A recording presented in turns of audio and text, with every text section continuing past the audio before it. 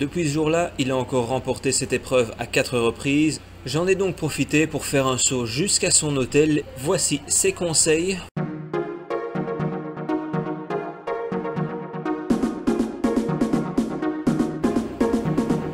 Salut à tous, aujourd'hui j'ai eu la chance de passer un moment avec quelqu'un qui m'inspire depuis mes débuts en triathlon. Le jour où j'ai bouclé mon premier Ironman à Nice en 2011, lui venait de le remporter pour la première fois.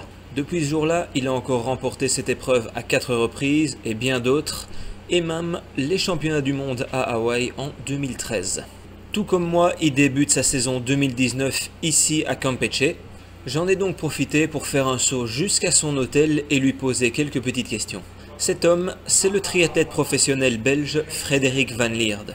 Voici ses conseils pour aborder au mieux cette compétition. Bonjour Fred, comment tu te sens? Comment ça va? Bonjour, tout va bien, merci. Tout va bien. Ouais. Tu te sens bien ici à Campeche? Oui, ça fait déjà 4 jours que je suis là et vraiment ça vaut le coup de venir ici un peu plus tôt. Il fait chaud, il fait humide, voir le parcours et tout ça. Donc je suis vraiment content que je suis venu un peu avant. Ouais, très tôt, super. Et quels sont tes objectifs ici sur la course? Faire le meilleur possible, bien sûr. Je ne vais pas trop stresser sur le résultat et tout ce qui vient avec. Mais bon, c'est le début de la saison, donc j'ai envie de faire une bonne course et on verra dimanche. Ok, j'ai entendu dans certaines interviews que tu souhaitais te qualifier pour l'Ironman 70.3, le championnat du monde à Nice au mois de septembre. Est-ce que c'est toujours d'actualité? Oui, c'est ça, tout à fait. C'est pour ça que je suis venu. Et bon, chez nous, chez les pros, il faut une victoire. Donc on verra ce que ça donne. Il y a un beau plateau. Donc, et après, si ça ne marche pas, j'ai toujours les Sables d'Olonne au mois de juin, le 70.3, ma deuxième chance en fait pour me qualifier pour Nice. Ok, super. Et quel a été un peu ton programme d'entraînement pour arriver ici au milieu de ta forme?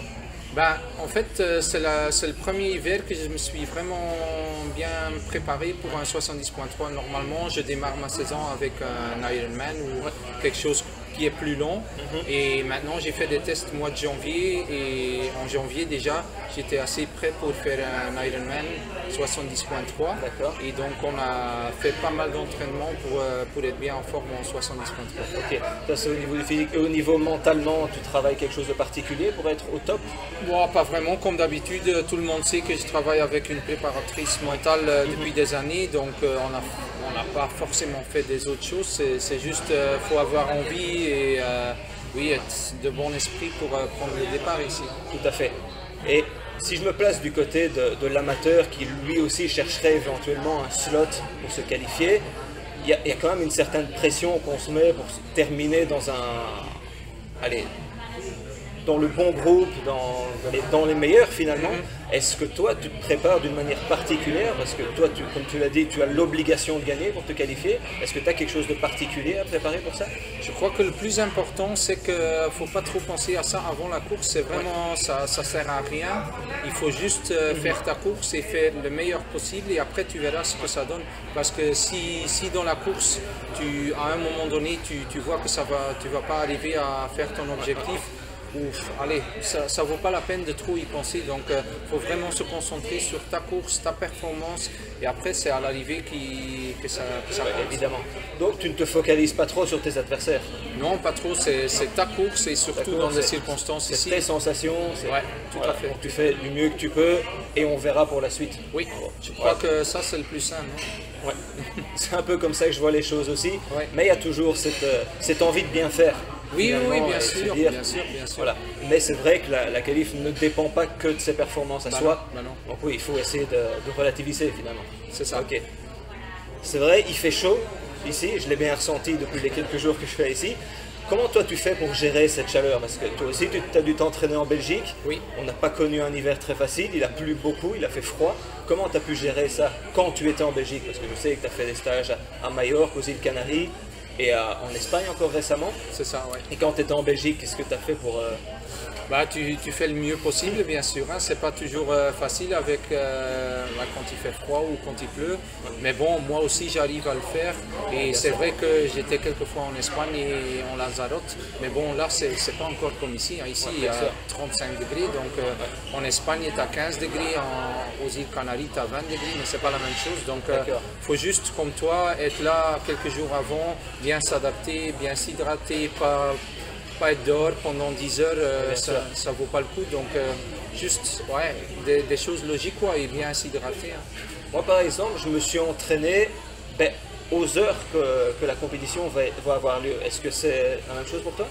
Pas vraiment, parce que moi, je m'entraîne plutôt le matin quand il ne fait pas encore très chaud, ou le soir pour la course à pied ou quelque chose. Donc, c'est vrai que mentalement, ça t'aide un peu à dire, oui, je me suis entraîné au même moment que la course sera faite.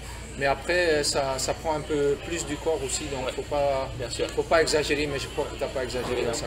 Et sur le jour même de la course, comment tu fais pour gérer cette température, particulièrement sur la course à pied?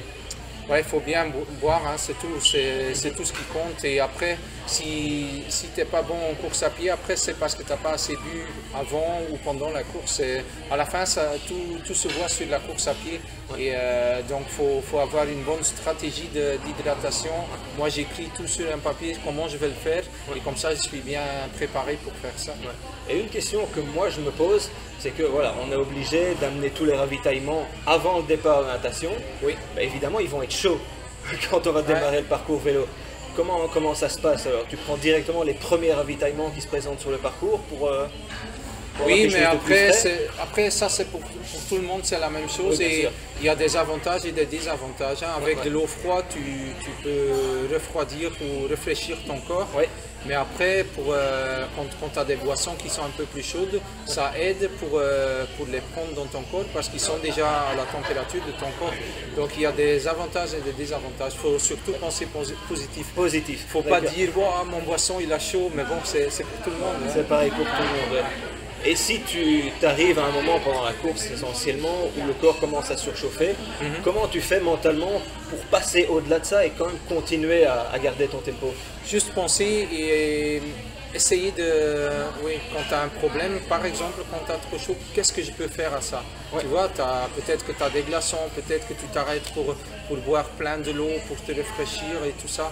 Donc, il faut juste penser qu'est-ce que je peux faire avec cette situation-là. Vraiment penser solution et pas se voilà. Parce que se plaindre et dire, bon, non, ça n'aide pas. Ça n'aide pas, ça sert à rien, ça c'est sûr. Et quelle est pour toi la meilleure préparation genre d'entraînement? Est-ce que tu as une checklist sur les tout derniers jours de la préparation ou s'il y a une routine que tu mets en place avant chaque course? Probablement il y a une routine de moi parce que je le fais depuis des années, mais j'ai pas vraiment des choses que je dis maintenant je dois avoir ça ou je dois faire ça, non, parce que maintenant on est au Mexique, prochainement on sera à Lanzarote ou à Nice ou quoi, donc à chaque endroit c'est différent et quand tu dis je dois vraiment avoir ça et ça et ça, tu vas pas arriver à le faire parce que c'est différent partout. Ok, donc il y a un canevas de base, mais il n'y a rien de spécifique à chaque course. Tout à fait, Ok. Ah bah super, ça éclaire beaucoup. Maintenant, est-ce que tu aurais d'autres conseils comme ça à donner à quelqu'un qui veut vraiment performer sur une course? Avoir confiance en tout ce que tu as fait parce que tout le monde qui vient ici, toi aussi, tu as fait le meilleur possible pendant des mois pour te préparer. Maintenant, tu sais, j'ai tout fait ce qu'il faut faire et maintenant, tu dois avoir confiance et envie de faire cette course-là, bien l'attaquer et tu verras à la fin ce que ça donne. Hein. Ok, super. Ben, merci beaucoup Fred, je te souhaite beaucoup de plaisir pour la course et beaucoup de succès. Merci et succès à toi aussi. Merci.